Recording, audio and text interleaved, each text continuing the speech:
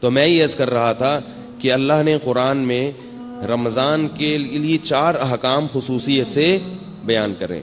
ایک پر اشارہ دیا ہے لیکن حدیث میں اس کی پھر وضاحت ہے. تو وہ 4 کام میں سب سے پہلا کام کیا ہے؟ بولو بھائی، روزہ.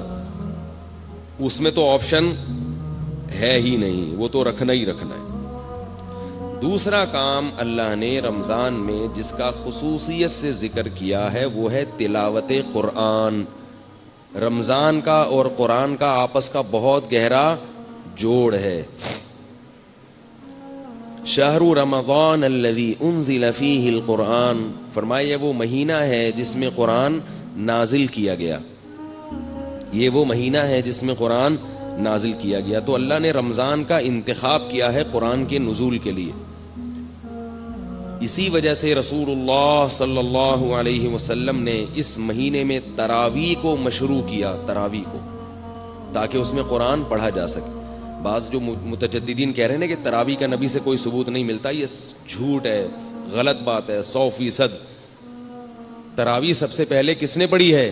محمد صلی اللہ علیہ وسلم نے. 3 دن پڑھ کے چھوڑ اس لیے دی کہ فرض نہ ہو جائے. پھر صحابہ نے ابو بکر کے دور میں ہی شروع کر دی تراویح، حضرت عمر کے دور میں نہیں شروع ہوئی ہے، یاد رکھو. صحابہ پھر پڑھتے رہے ہیں، نبی کے انتقال کے بعد بھی پڑھتے رہے ہیں، کیونکہ اب فرضیت کا امکان ختم ہو گیا تھا. حضرت عمر نے صرف اتنا کیا ہے کہ مختلف ٹولیوں میں جو پڑھ رہے تھے ان کو ایک امام پہ جمع کیا ہے، کیونکہ نبی نے جو پڑھائی تھی وہ نبی نے، آپ اکیلے امام تھے اور باقی سب لوگ مقتدی تھے. تو حضرت عمر نے ان کو نبی کے نہج پہ اس تراویح کو حضرت عمر لے کر آئے ہیں. اور اس کو جو نیا کام کہا وہ اس لیے کہ ابو بکر کے دور میں ایک امام پر نہیں تھے، تو اس لحاظ سے وہ نیا ہے، حضرت ابو بکر کے دور کے لحاظ سے. سمجھنے بات کو؟ تو بعض لوگ کہتے ہیں تراویح کا لفظ قرآن سے دکھاؤ، حدیث سے دکھاؤ. تراویح کا لفظ حدیث میں نہیں ہے، تراویح کی نماز حدیث میں ہے.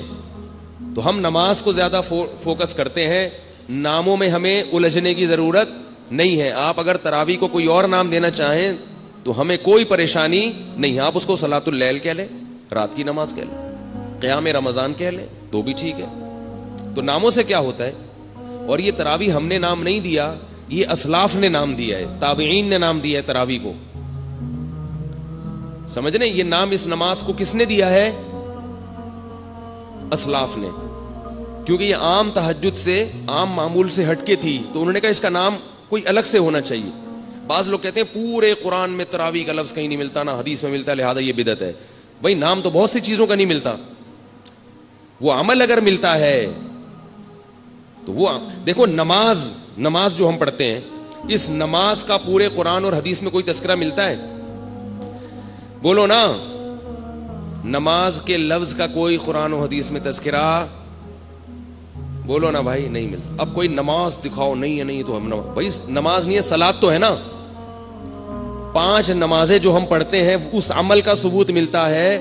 اس کو نام ہم کچھ بھی دے دیں، عربی میں اس کو صلاۃ کہتے ہیں، قرآن نے اس کو صلاۃ کہا، اردو میں ہم اس کو کیا کہتے ہیں؟ نماز کہتے ہیں. تو نام چینج کرنے سے کچھ نہیں ہوتا. اگر وہ عمل ہمیں مل رہا ہے تو ہم اس کو اپنی آسانی کے لیے کوئی بھی نام دے سکتے ہیں. اب میں کہیں تقریر کر رہا ہوں، 5 نمازیں فرض ہیں. اب کوئی جناب پروفیسر صاحب اٹھ کے کہیں گے نماز تو قرآن میں کہیں ہے ہی نہیں، تو میں کہوں یہ جو فجر ہم نے 2 رکعتیں پڑھی ہیں یہ ہے یا نہیں؟ کہہ رہے یہ 2 رکعتیں تو ہیں مگر نماز نہیں ہے. میں نے کہا پھر کیا ہے؟ وہ کہا یہ تو صلاۃ ہے. تو اچھا بھائی ناموں میں جھگڑا ہے، تم اس کو صلاۃ کہہ دو یار. ہم چونکہ اردو اسپیکنگ ہیں، ہماری زبانوں پہ کیا چڑھا ہوا ہے؟ بولو نا، نماز چڑھا ہوا ہے. تو بھائی نبی صلی اللہ علیہ وسلم سے رمضان میں الگ سے جماعت کے ساتھ 3 دن تراویح پڑھانا ثابت ہے، لیکن اس کو آپ نے تراویح کا نام نہیں دیا. ابو بکر رضی اللہ نے بھی اس کو تراویح کا نام دیا، حضرت عمر نے بھی نام نہیں دیا. لیکن ایک نماز بہرحال اس کا وجود اور ثبوت ہو گیا. اب جب ہو گیا تو پھر اسلاف نے آسانی کے لیے اس کو الگ نام دے دیا، کیونکہ وہ الگ نوعیت کی نماز تھی. تہجد کی نماز جماعت سے نہیں پڑھی جاتی. نفل نماز میں لوگوں کو بلا کے اکٹھا کر کے اتنی بڑی جماعت قائم کرنا بدعت ہے. یاد رکھو، نماز میں جو کام نبی نے انفرادی کیا وہ انفرادی کرنا پڑے گا، اور جو اجتماعی کیا وہ اجتماعی کرنا پڑے گا. اجتماعی کو انفرادی اور انفرادی کو اجتماعی نہیں کر سکتے آپ. فجر کی 2 سنتیں جو نبی نے پڑھی ہیں اجتماعی پڑھی ہیں یا انفرادی پڑھی ہیں؟ بولو نا بھائی, انفرادی. اب اگر آپ کہیں میں 2 سنتیں جماعت سے پڑھوں گا, بدعت بن جائے گا کہ نہیں بن جائے گا؟ تو رمضان میں نبی صلی اللہ علیہ وسلم نے یہ جو نوافل تھے یہ جماعت سے پڑھے ہیں,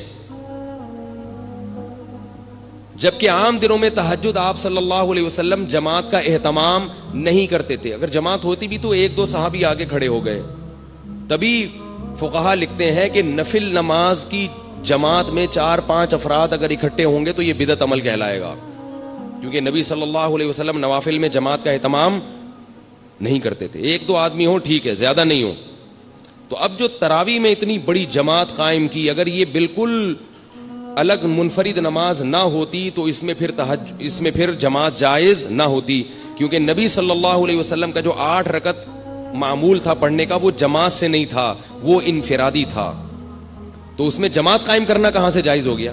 عجیب بات ہے کہ بعض لوگ جو ہے نا وہ تراویح کی رکعتیں بخاری سے لیتے ہیں اور نبی سے لیتے ہیں, اور جماعت کہاں سے لے رہے ہیں؟ حضرت عمر سے لے رہے ہیں, اور ان دونوں کو ملا کے ایک مسئلہ بنا رہے ہیں. بھئی جب آپ جماعت حضرت عمر سے لے رہے ہیں تو رکعتیں بھی آپ کو کہاں سے لینی پڑیں گی؟ حضرت عمر سے لینی پڑیں گی. اور حضرت عمر نے یہ کہاں سے لی ہیں؟ نبی صلی اللہ علیہ وسلم سے لی ہیں. تو اب اگر کوئی کہے نا یہ تراویح کا لفظ دکھاؤ تو بولا نماز دکھا دو. کہ نماز نہیں تو صلاۃ تو ہے نا. تو آپ اسے کہیں جیسے صلاۃ کو ہم اردو میں نماز کہتے ہیں, اسی طرح اسلاف نے اس مخصوص نماز کو جو رمضان میں جماعت سے پڑھی جاتی تھی, اسلاف نے اس کو تراویح کہنا شروع کر دیا. اگر آپ کچھ اور کہنا چاہتے ہو تو ہمیں کوئی اعتراض نہیں ہے, لیکن یہ نماز پڑھو آپ بہرحال اور اس کو مانو.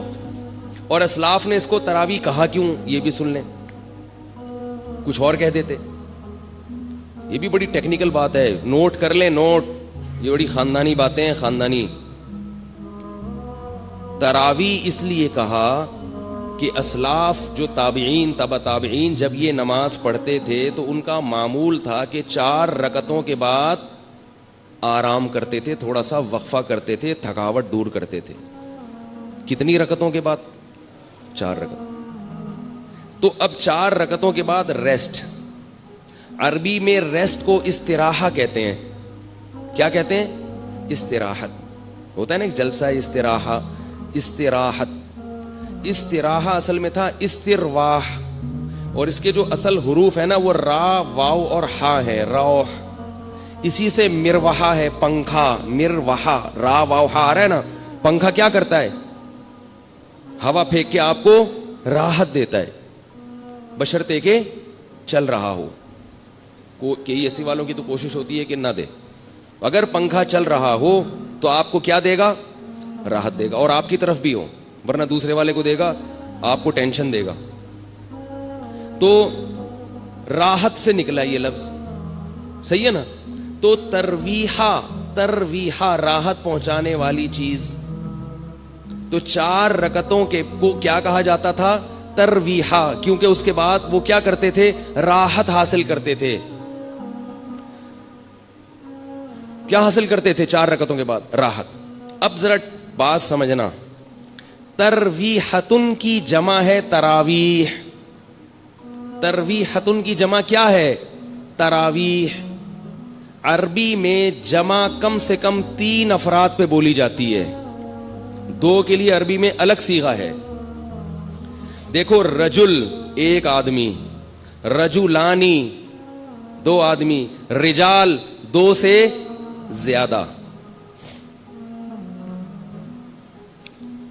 رجل کیا ہوا, روزہ کیوں لگ رہا ہے آپ کو؟ ہمارا بھی روزہ ہے بھائی, بولے نا ذرا. رجل ہمارے بھی روزہ ہے. اب ہمارے سامنے یہ نہ بتائیں کہ صرف آپ کو روزہ لگتا ہے, سب مسلمان ہیں. رجل 1 آدمی, رجلانی 2 آدمی, رجال بہت سارے یعنی 2 سے زیادہ, وہ کہیں کچھ بھی ہو سکتے ہیں. ترویحتن 1 ترویحہ یعنی 4 رکعتیں. ترویحتانی 2 ترویحے یعنی 8 رکعتیں. تراویح 8 سے زیادہ. پتہ یہ چلا کہ اسلاف کے دور میں 8 رکعت تراویح کا تصور نہیں تھا، ورنہ وہ اس کو ترویحتانی کہتے. تراویح آپ لوگوں نے قسم اٹھائی ہوئی ہے بھائی، جملہ مکمل کیا کریں. اگر وہ 8 رکعتیں کا معمول ہوتا اسلاف میں تو وہ اس کو ترویحتانی کہتے، تراویح نہیں کہتے. مصنف ابن ابی شیبہ کی روایت ہے، جا کے دیکھ لیں. اور مزے کی بات یہ کہ عربی میں جمع کی 2 قسمیں ہیں، ایک جمع قلت اور ایک جمع کثرت. جمع قلت کہا جاتا ہے 9 تک کے افراد، اور جمع کثرت اس سے بھی زیادہ. تو تراویح کا مطلب 3 تراویحوں سے زیادہ.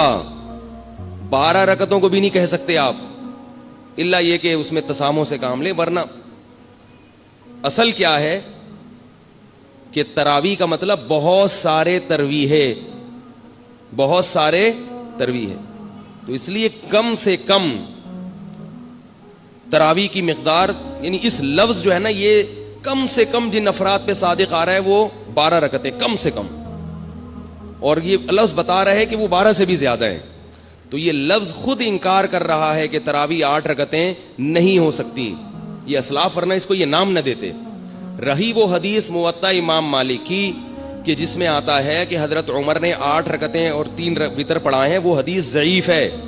اب میں اس کی سند میں جاؤں گا تو ٹائم لگے گا. گل ویلے دی دے پھل موسم دا والی بات کر لوں آپ کے سامنے، بھائی بات شارٹ مختصر اور سمجھ میں آ جائے. اس حدیث وہ موطا امام مالک کس کی کتاب ہے؟ پورا نام بتا رہا ہوں، موطا امام مالک. یہ کس کی کتاب ہے؟ یہ تو ایسے پھر بھی نہیں بتا رہے یار آپ لوگ.